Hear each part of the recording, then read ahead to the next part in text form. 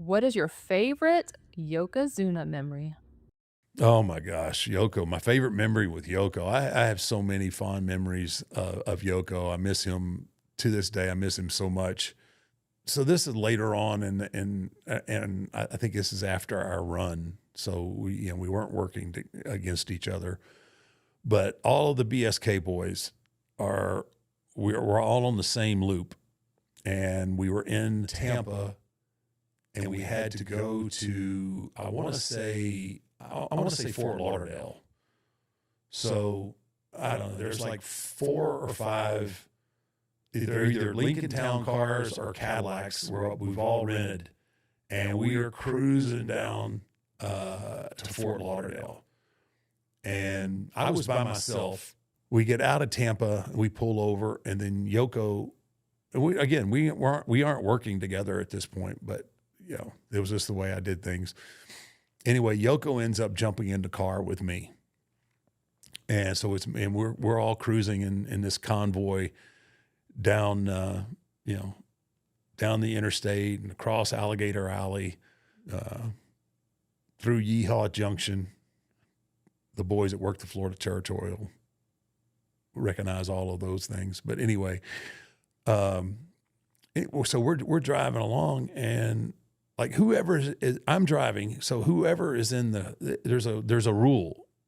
The co-pilot can't sleep.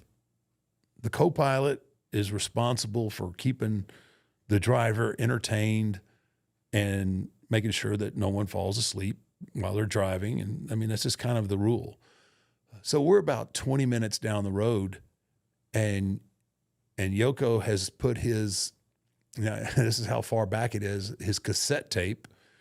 He puts it in the player, and like it's all of this is like the early stages of gangster rap. Like, I mean, he had the hardcore stuff, and he had them all on these cassette tapes. So he puts this in, he put the tape in, he's got it cranked up, and then he's sitting there, and then he falls asleep.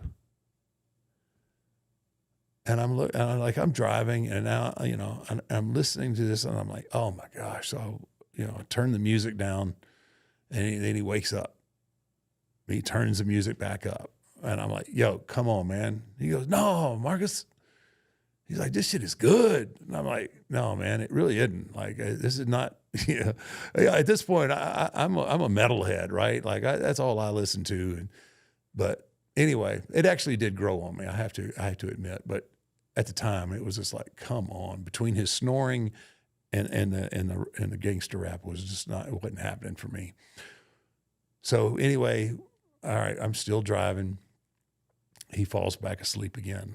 I'm like, no, man, this ain't the way this is supposed to work. So I take the tape out, and then I just put it on a radio station, and then I took it off of the radio station, and then I just put it on static.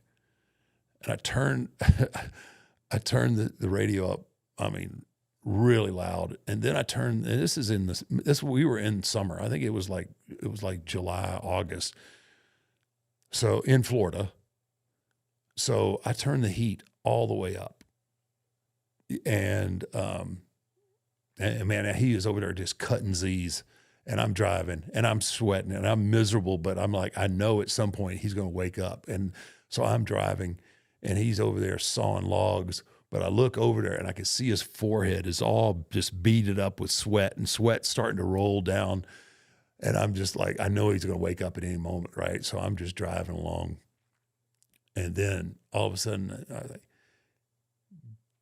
God damn it, Marcus, what are you doing? Right? So he's turning, like, the radio's up. I mean, it's so loud. Like, it was giving me a headache.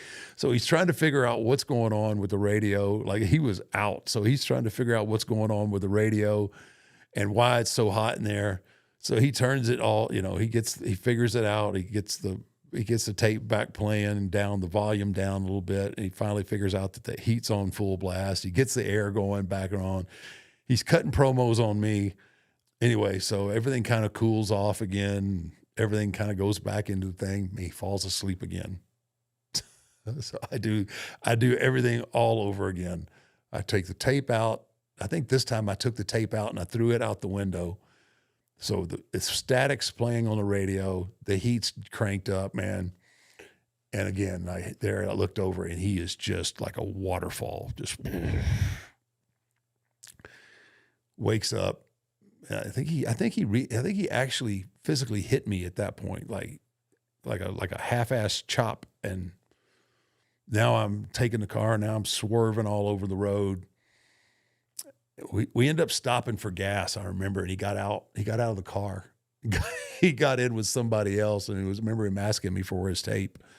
And I told him that it fell out of the window. I didn't tell him I threw it, but he wasn't happy about that either. But just, you know what, that was such those were such fun times. The business was struggling. We'd lost a bunch of talent to WCW, and we were all just fighting to keep our head above water.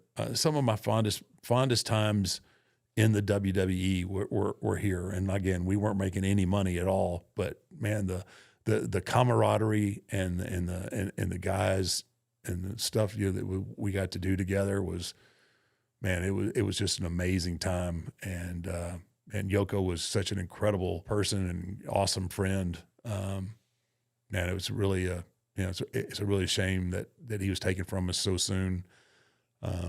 Again, I miss him, and I look back at times like that and just laugh sometimes, because it's such an awesome time for a bunch of guys to be trying to survive and make a living and having a really good time while we did it.